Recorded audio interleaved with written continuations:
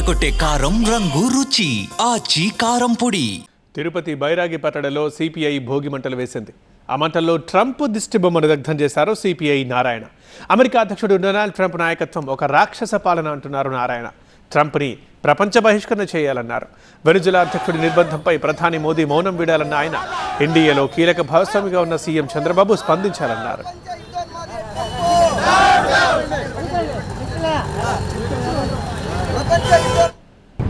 ఇది కేవలం తిరుపతి వరకు పరిమితం కాదు, అంతర్జాతీయ స్థాయిలో అన్ని రాష్ట్రాలలో, అన్ని దేశాలలో, అమెరికా దేశంతో సహా ప్రజలందరూ తిరుగుబాటు చేసి ఈ రాక్షస మోకగా నాయకత్వం వహించేటువంటి ట్రంప్ అతన్ని ప్రపంచ బహిష్కరణ చేయాలని చెప్పేసి డిమాండ్ చేస్తున్నారు.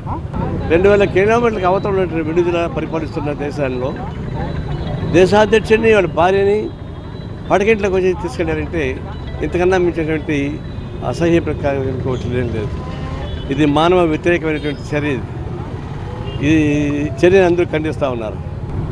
అమెరికా దేశానికి ఫైనాన్షియల్ క్యాపిటల్గా ఉన్నటువంటి న్యూయార్క్లో నీకు వ్యతిరేకంగా గెలిచాడు మమతాని నీకు వ్యతిరేకంగా ట్రంప్కి దాన్ని గెలిచాడు.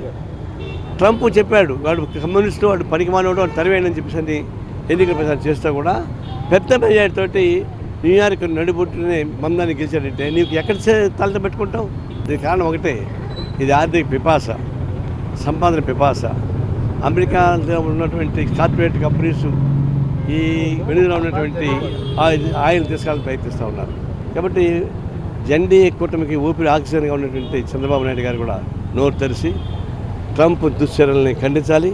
అదేవిధంగానే మోడీని కూడా సలహా ఇచ్చి, లేదా ఏం చెప్తారో చెప్పండి, మోడీ కూడా బహిరంగంగానే ట్రంప్ని చర్యలు ఖండించాలి.